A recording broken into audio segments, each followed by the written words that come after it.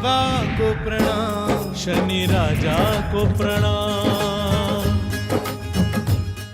शनि साधिका दीदी जी द्वारा 2001 में N2 सिडको के इस विशाल शनि मंदिर की स्थापना हुई है, जहां भारत के सभी क्षेत्रों से पहुंचने वाले असंख्य व्यक्ति ज्योतिष मार्गदर्शन का और शनि शांति उपाय अनुष्ठान का लाभ उठा रहे हैं।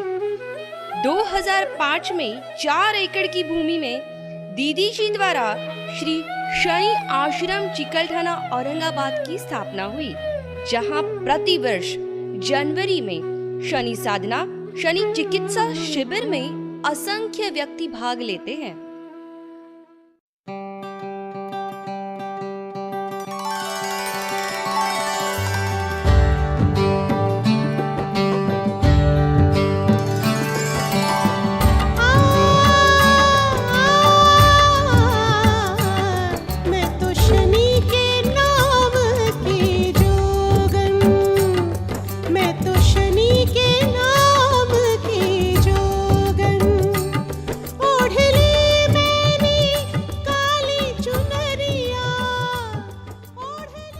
आपकी श्री शनि देव जी की कठोर साधना से 26 किताबें, 26 सीडीज उपलब्ध है। आपके द्वारा भारत के 8 बड़े मंदिरों में शनिदेव जी की प्रतिष्ठा स्वयं पुरोहित बनकर की है।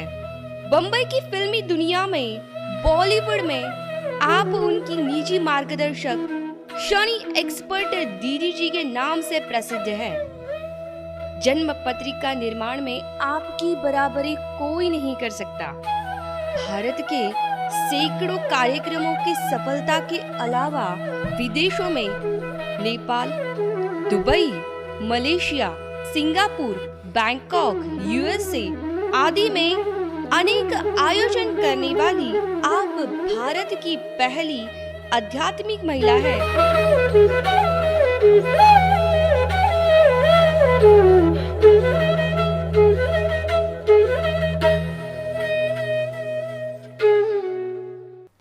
जय शनिदेव।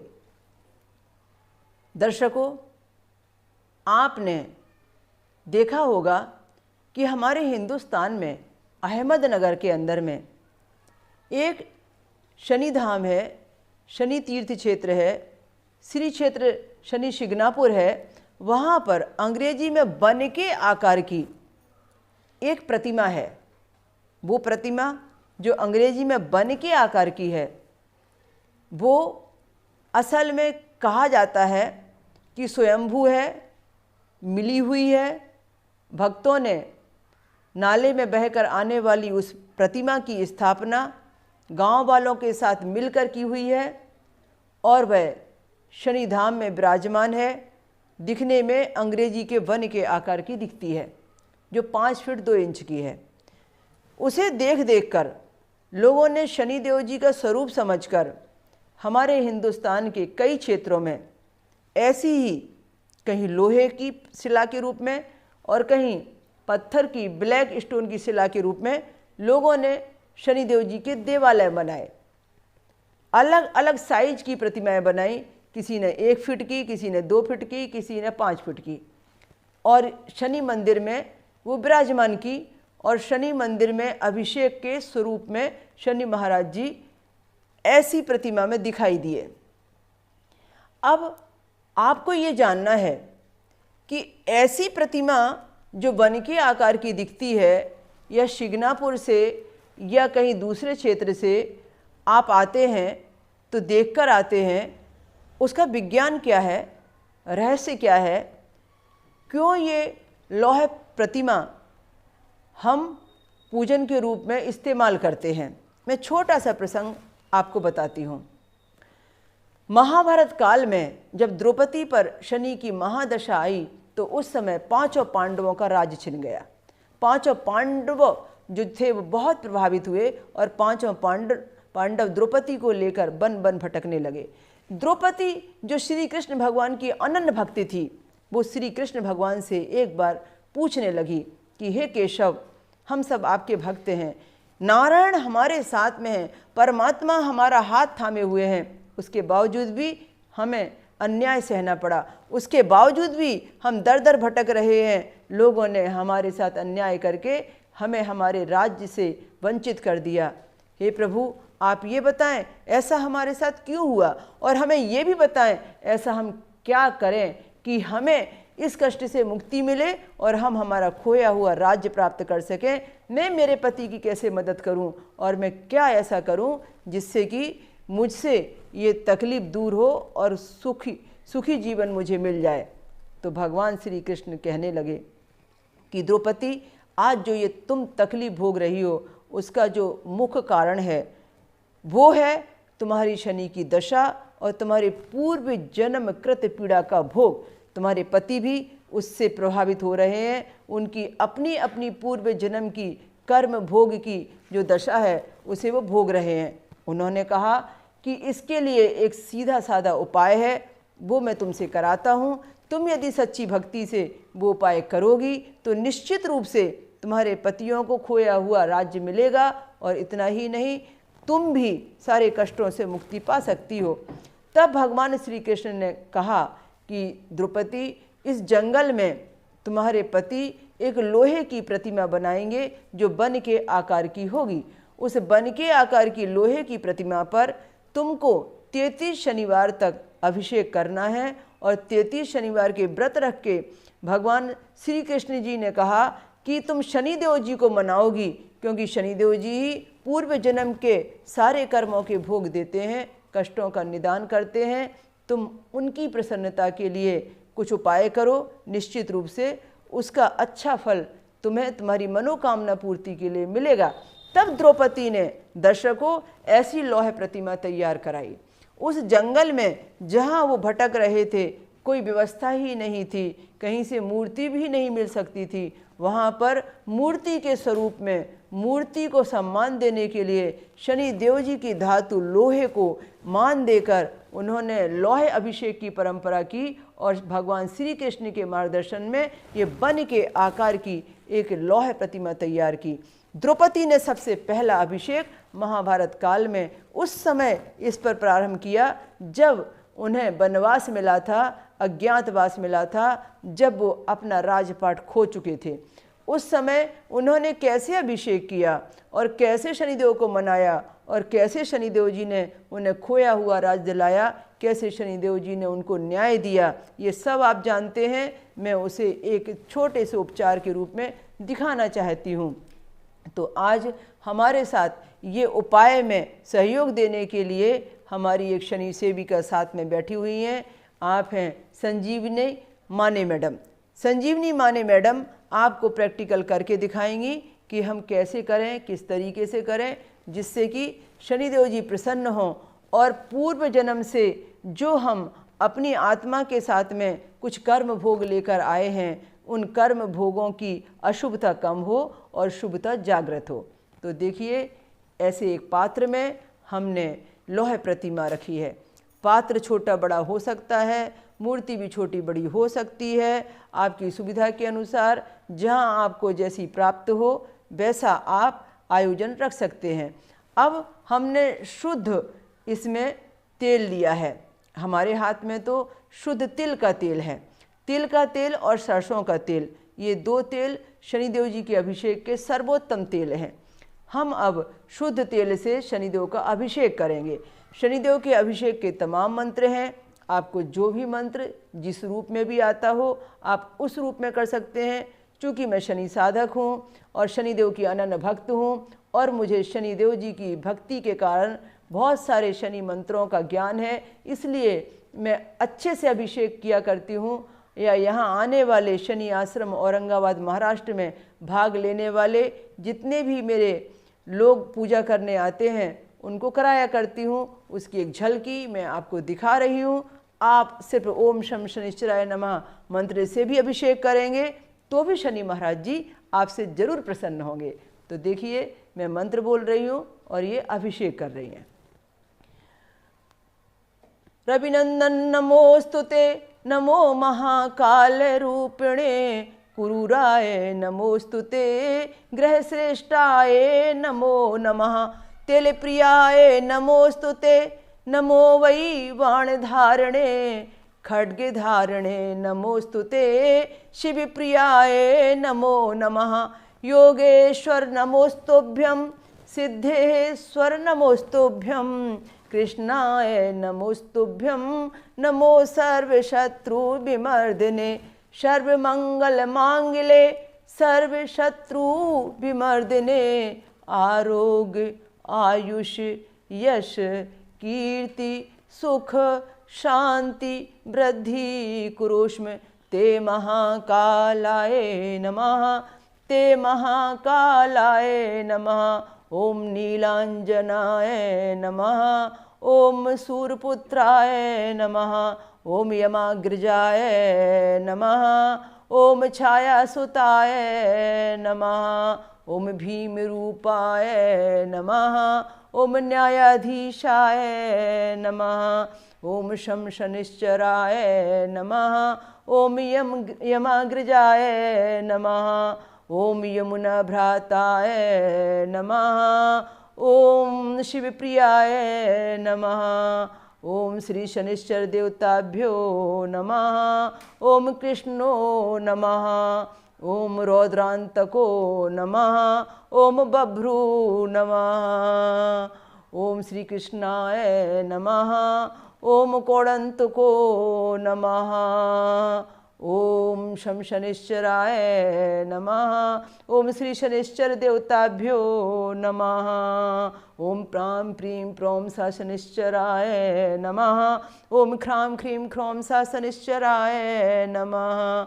ओम शन्नो देवीर्भीष्टये आपो भवन्तु पीतये, शन्नोर्भिस्रवन्तु नमः, शन्नोर्भिस्रवन्तु नमः। तिल स्नानं समर्पयामि, अभिषेकं समर्पयामि, आचमनं पाद्यम अर्घं समर्पयामि, आभयामि स्थापयामि ध्यायामि, ततं नमस्कारं करोमि। तो आज हमने अभी ये अभिषेक किया। ये अभिषेक दीपावली के दिन का एक बहुत प्रमुख अभिषेक है। हम दीपावली के दिन ऐसी लौह प्रतिमा पर यदि अपने घर में अभिषेक करते हैं और उसके बाद में उसका विधि पूर्वक अच्छे तरीके से पूजन वैसे ही करते हैं जैसे हम अन्य देवी देवताओं का पूजन करते हैं, तो हमें लगेगा कि निश्चित रूप से हमने लक्ष्मी जी को प्रसन्न किया और शनिदेव जी की प्रसन्नता से लक्ष्मी जी आईं। अब हम इस मूर्ति को निकालेंगे। इस मूर्ति को हम उनके काले कपड़े से साफ करेंगे। काला कपड़ा जो शनिदेव जी को बहुत अच्छा लगता है, उससे हम क्लीन करेंगे। मूर्ति को उठाकर और काले कपड़े से हम साफ करके पुनः एक दूसरे पात्र में रखेंगे। और इसकी जगह यंत्र भी हो सकता है, छोटा सा पॉकेट यंत्र भी हो सकता है, बड़ा सा ताम्र यंत्र भी हो सकता है। लोहे प्रतिमा की जगह हम यंत्र भी ले सकते हैं और पूजन करने के लिए हम एक बड़े दूसरे पात्र में रखेंगे। पात्र यदि लोहे का है तो सर्वोत्तम है, यदि लोहे का नहीं है तो हम स्टील के पात्र को भी इस्तेमाल कर सकते हैं। अब हम लोहे के पात्र में शिला मूर्ति को रख रहे हैं, लोहे मूर्ति को रख रहे हैं। आप इसका षोडोपचार पूजन कर सकते हैं। आप तिलक लगा सकते हैं, अक्षत पुष्प चढ़ा सकते हैं। आपकी सुविधा के अनुसार, आपकी श्रद्धा भावना के अनुसार में काला टीका भी लगा सकते हैं, सिंदूर भी लगा सकते हैं। जहाँ जो मान्यता है, जिस रूप में आप करते आए हैं, दोष कहीं नहीं है। मैं सिर्फ संक्षिप्त में आपको वह दिखाना चाहती हूँ कि आप शनिदेव जी को किस रूप में माने कि शनिदेव जी प्रसन्न होकर आपकी झोलियाँ भरें। हम उन्हें रेवड़ी का और तिल के लड्डू का नैवेद्य अर्पण करते हैं। जैसे कि आपको मालूम है कि रेवड़ी शनिदेव जी को बहुत भाती है और तिल के लड्डू भी शनिदेव जी को बहुत प्रिय हैं। हम ये नैवेद्य उनको अर्पण करते हैं और भगवान से प्रार्थना करते हैं कि आपकी कृपा हम पर बनी रहे और वो हमसे ये नैवेद्य ज़रूर स्वीकार करें। आपने देखा कि शनिदेव जी की प्रतिमा का जब हमने अभिषेक किया और उनको ये नैवेद्य उनकी पसंद का अर्पण किया, तो बाद में अब इस नैवेद्य का हमें क्या करना है। यदि दीपावली का दिन है तो हमें इस त्यौहार के नैवेद्य को सबको बांटना है। यदि ये दीपावली का दिन इस मूर्ति के अभिषेक के लिए न होकर शनिश्चरी अमावस्या का दिन का है, तो इस नैवेद्य को हम घर के लोगों को ना बांटकर कुछ गरीबों में बांटेंगे, कुछ ऐसे लोगों को देंगे जो हमारे घर के लोग नहीं हैं। तो बस अभी आप चाहें तो इसका श्रृंगार भी कर सकते हैं और फिर आपके देवालय में इनको उसी तरीके से विराजमान करेंगे जिस तरीके से हमने और भी भगवान और देवी देवताओं की तस्वीरें रखी होती हैं। कोई अलग से रखने की आवश्यकता नहीं, कुछ अलग से कुछ करने की आवश्यकता नहीं। हाँ, आपके देवालय में यदि अच्छी जगह है तो एक छोटा सा आप पात्र लीजिए, उसमें काला कपड़ा बिछाइए और उसमें भगवान की प्रतिमा को स्थापित कीजिए। तो दर्शकों, ये उपाय आप अवश्य घर में कीजिए और स्थायी रूप से लौह स्तंभ रूप में शनि महाराज जी को विराजमान कीजिए।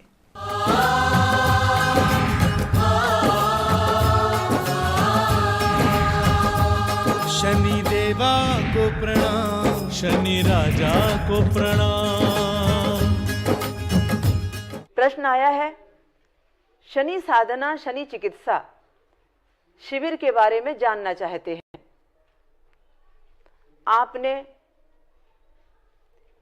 इस आयोजन के माध्यम से बहुत कुछ जाना है, फिर भी प्रश्न का सम्मान करते हुए संक्षिप्त में आपसे कहती हूं कि शनि साधना शनि चिकित्सा शिविर वर्ष में एक बार, सिर्फ वर्ष में एक बार जनवरी महीने में 8 जनवरी से लेकर 14 जनवरी तक लगाया जाता है। ये 7 दिन का होता है। इस शिविर में 18 वर्ष से लेकर 60 वर्ष तक के व्यक्ति ही भाग ले सकते हैं और इस शिविर में व्यक्ति को उसके नए जीवन के निर्माण के लिए शनि ज्ञान का कोर्स, शनि साधना मेडिटेशन का कोर्स, पंचकर्म का कोर्स, शनि शांति अनुष्ठान कराने से लेकर आपके शरीर के अंदर वात पित्त कफ को लेकर जितनी तकलीफें हैं उनसे संबंधित आयुर्वेद की चिकित्सा और नेचुरोपैथी से संबंधित पूरी बॉडी की क्लीनिंग की चिकित्सा को महत्व दिया जाता है। 7 दिन के अंदर तो व्यक्ति अपने तन की ही सर्विसिंग नहीं करता, अपने मन की बहुत अच्छी सर्विसिंग करके जाता है और कहता है कि इन 7 दिनों में जो दुर्लभ जीवन पाया है उससे सोच बदल गई है, उससे जीवन जीने का पूरा महत्व बदल गया है। मैंने जीवन जीने की कला जान ली है और सही माने में भक्ति से ज्ञान में और ज्ञान से कर्म योग में प्रवेश का महत्व समझ में आ गया है। आपने प्रश्न किया है, क्या शनि शांति अनुष्ठान हर व्यक्ति को करना चाहिए या हर व्यक्ति कर सकता है या इसका मुहूर्त क्या है? शनि शांति अनुष्ठान अपने जीवन में 3 बार व्यक्ति को करना ही पड़ेगा, 3 बार व्यक्ति को करना ही चाहिए। 3 बार कब? जब उसे शनिदेव की 7.5 साल की 7.5 आती है तब। उम्र यदि 90 साल की हुई तो स्वाभाविक है कि 3 बार शनि की 7.5 आएगी। और यदि वह व्यक्ति अपने जीवन को और अच्छा बनाना चाहता है तो एक बार शनि शांति अनुष्ठान जिसे शनि की महादशा आए उस शनि की महादशा में भी कर लेना चाहिए। तो इस तरीके से 4 बार शनि शांति अनुष्ठान आपकी जिंदगी की चार्जिंग के लिए, आपके जिंदगी के बहुत सारे प्रायश्चित पूरे करने के लिए होना अनिवार्य होता है और हर व्यक्ति से कर सकता है। महिलाएं भी करती हैं, पुरुष भी करते हैं। खास तौर से बड़े शनि शांति जो अनुष्ठान हैं वो जन्म के दोषों के लिए किए जाते हैं। जन्म पत्रिका में जो पूर्व जन्मकृत पीड़ा आती है, विष योग है, विष्टि योग है, प्रवज्जा दोष है, जन्म पत्रिका में जो नीच के शनि का योग आया है, जन्म से शनि की दशा लेकर आए हैं, जन्म शनि नक्षत्र में हुआ है, ये जो भी जन्म से हम दोष लेकर आए हैं उनका जो शांति विधि विधान है, शनि शांति अनुष्ठान, वो हो तो ज़्यादा जरूरी है। वो विषयोग से राजयोग में ले जाता है। शनिदेव जी के जन्म दोषों को यदि शांत किया जाए तो उसके जो रिजल्ट वर्तमान में आते हैं वो राजयोगकारी बन जाते हैं। इसलिए जिनके जन्म पत्रिका में ये जन्म दोष आते हैं उनको ये शनि शांति अनुष्ठान करना ज़्यादा आवश्यक होता है। मुहूर्त के अनुसार 2 मुहूर्त सबसे अच्छे माने गए हैं। एक मुहूर्त मकर संक्रांति का, जब सूर्य और शनि का मिलन होता है। शनिदेव जी की मकर राशि में सूर्य देवता का यानी उनके पिता का प्रवेश होता है, तब का मुहूर्त अति उत्तम है कि पिता प्रसन्न है कि पुत्र से मिलना है और पुत्र प्रसन्न है कि पिता श्री यश कीर्ति पद प्रतिष्ठा लेकर उनके घर में पधारे हैं। सबसे बड़ा पुण्यकाल वर्ष का, तो शनि शांति अनुष्ठान के लिए बहुत अच्छा कहा गया है। दूसरा, जब शनिवार का दिन हो और शनि अमावस्या हो, शनिवार के दिन यदि अमावस्या आती है उसे शनि अमावस्या कहा जाता है। तो शनि अमावस्या के दिन यदि शनि नक्षत्र भी आ जाए, उत्तरा भाद्रपद आ जाए, अनुराधा आ जाए या पुष्य नक्षत्र आ जाए, तब तो सोने में सुहागा। फिर इस अनुष्ठान को करें तो बहुत ही अच्छा। पर इसके अलावा आप कभी भी आपकी सुविधा के अनुसार या अनुष्ठान कराने वाले की सुविधा के अनुसार शनि शांति अनुष्ठान करेंगे तो ठीक उसी तरह का फल मिलेगा जैसे दीपावली पर दिवाली पूजन ना करके आपने किसी अन्य अमावस्या पर दीपावली का दिवाली पूजन किया है। दीपावली पर दिवाली का पूजन करने से जो 1 साल का फल आपको मिलता है, वही फल आपको शनिदेव जी की प्रसन्नता से अपना जीवन बदलने के लिए शनि अमावस्या पर अनुष्ठान करने का या मकर संक्रांति पर अनुष्ठान करने का मिला करता है। प्रश्न आया है, बहुत सारे लोगों का यह प्रश्न है कि औरंगाबाद जाए बिना क्या हम शनि शांति अनुष्ठान कर सकते हैं? हमें तो बहुत सारे लोग फोन पर भी संकल्प कराकर हमारी शांति पूजा किया करते हैं। हम तो पैसा भेजकर कई जगह अपने नाम से अनुष्ठान कराते रहते हैं। तो प्रश्न आया है, क्या हम औरंगाबाद के शनि आश्रम में ऐसा कर सकते हैं? आपके प्रश्न का उत्तर एक छोटे से प्रश्न से ही है। भूख जिसको लगी है भोजन वही करेगा तो पेट उसी का भरेगा। यदि मुझे भूख नहीं है और मैं भोजन करती हूं तो फिर वो आनंद भूख मिटाने का नहीं आएगा। आपको तकलीफ है, दर्द है, दवा और दुआ की आपको जरूरत है, तो आप जब अपनी चिकित्सा खुद करते हैं तो ही आपको वो फल पाने का अधिकार होता है। जाके पाँव न फटी बिमाई ते क्या समझे पीर पर आई। अभी व्यापार को लेकर तमाम तकलीफें हैं और पति के व्यापार को लेकर पति को इतनी शनि पीड़ा है कि उसका समाधान खोज रहे हैं, पर पत्नी कहती है कि उनके पास समय नहीं है। पत्नी कहती है वो विश्वास नहीं करते। पत्नी कहती है कि मैं सब कुछ करने को तैयार हूँ, मैं शनि शांति अनुष्ठान करती हूँ। या पति कहते हैं कि मेरे बदले में बेटा बैठ जाएगा या मैं संकल्प कर लेता हूँ, मैं धनराशि भेजकर मैं अपना काम करा सकता हूँ। तो ऐसे लोगों से यही कहना है कि आप ये कार्य ना करें, क्योंकि आपके ऐसा करने से ना तो शनिदेव जी प्रसन्न होने वाले और ना शनि शांति अनुष्ठान पूर्ण होने वाला।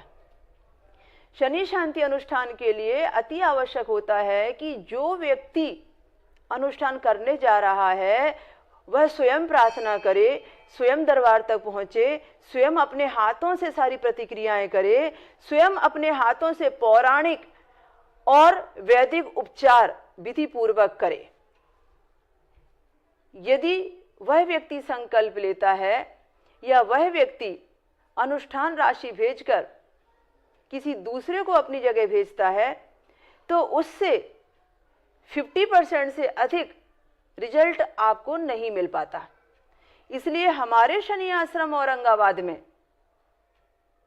इसलिए औरंगाबाद के शनि आश्रम में हमने आज तक ऐसे व्यक्तियों के लिए शनि शांति अनुष्ठान नहीं कर पाया जो फोन में संकल्प लेने में, जो पैसा भेजकर अपने नाम पर शांति अनुष्ठान कराने में विश्वास रखते हैं। प्रश्न है, आपसे गुरु दीक्षा लेना चाहते हैं, क्या यह संभव है? सबसे बड़ी बात तो यह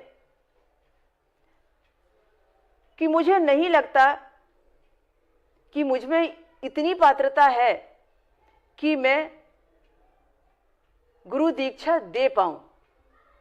मुझे लगता है कि अभी बहुत कुछ सीखना बाकी है। शिष्य ही सही तरीके से बन पाऊं, यही काफी है। आज तक कभी किसी को गुरु दीक्षा दी नहीं और कभी किसी को गुरु दीक्षा दे पाना मुमकिन भी नहीं। मुझे शनिदेव जी की सेवा में, मुझे शनिदेव जी के ज्ञान के प्रचार प्रसार में, शनिदेव जी के सही स्वरूप को दुनिया के सामने लाकर अंधविश्वास को मिटाने में, शनिदेव जी के प्रति फैली दुनिया भर की रूढ़िवादी मान्यताएं, परंपराएं और दुनिया भर की ठगाई की ऐसी बातें जिससे व्यक्ति शनिदेव जी के नाम से न जाने कितने गोरख धंधे चला रहे हैं, उन सब से जागरूक व्यक्तियों को, उन सब से बुद्धिजीवियों को, उन सब से इस आध्यात्मिक बुद्धिजीवी समाज को जागृत करना सबसे बड़ा अपना धर्म समझती हूं। आप शनिदेव जी को सद्गुरु माने, आप शिव को सद्गुरु माने। हमने भी कभी शिव भक्ति से शनिदेव जी को पाया, शिव जी को पहले सद्गुरु माना। वर्तमान में शनिदेव जी सद्गुरु भी हैं और इष्ट भी हैं। आप भी ऐसा कर सकते हैं। आपसे अनुरोध है कि आप गुरु बनाने की होड़ में या गुरु परंपराओं की होड़ में ना उलझें और अपने अंदर छुपे हुए गुरुत्व की खोज करें और सच्ची श्रद्धा आपको जिस किसी पर है उसी पर समर्पण भाव रखें।